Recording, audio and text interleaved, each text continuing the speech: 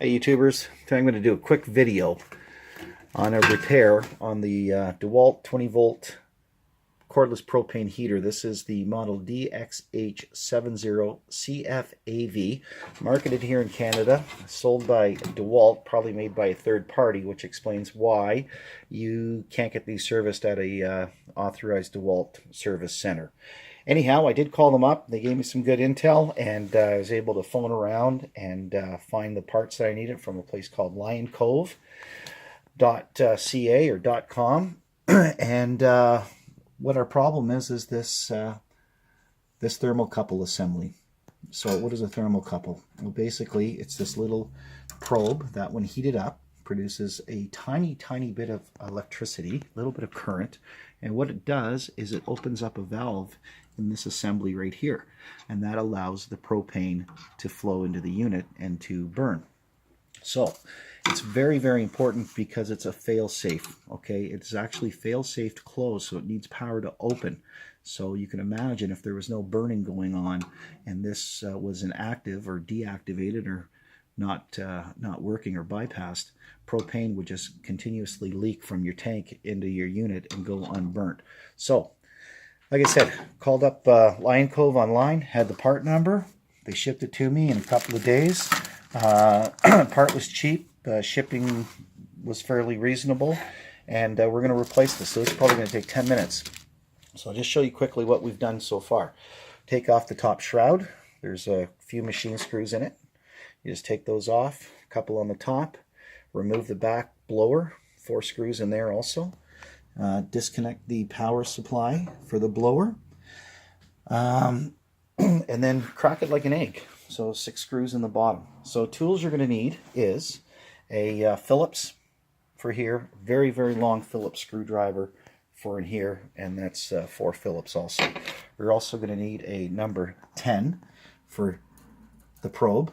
You're going to need a number 8 for the valve stem. You need a set of snips because there was a tie wrap around that.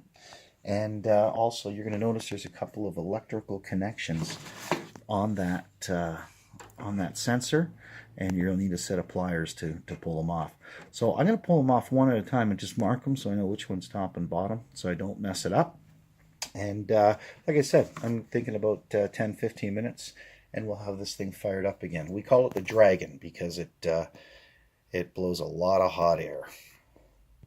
Okay, so we are all done. I may have lied to you. It didn't take 10 minutes to do. It took about 5 minutes to do. But in the process, here's some things to pass along. First of all, taking the thermocouple out, it just broke apart right in my hand. So there's nothing much to it, and then hopefully that is definitely the problem. Second of all, in the package, there's only one of the nuts for the probe.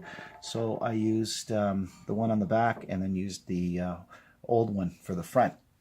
And putting it together, like I said, I took the wires off in sequence so I know which goes what. I don't know if it makes a difference or not. Like I said, I'm not an expert.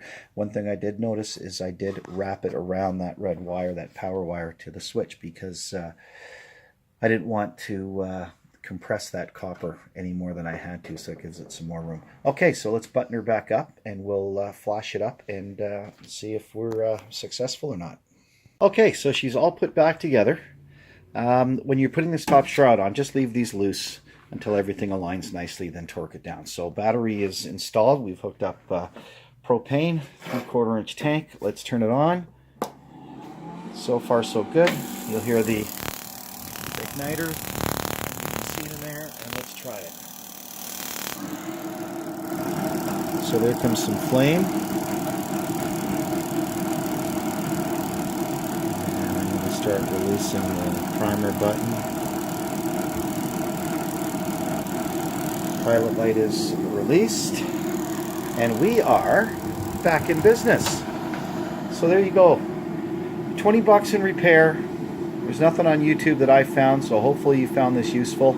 And take care. Talk to you soon.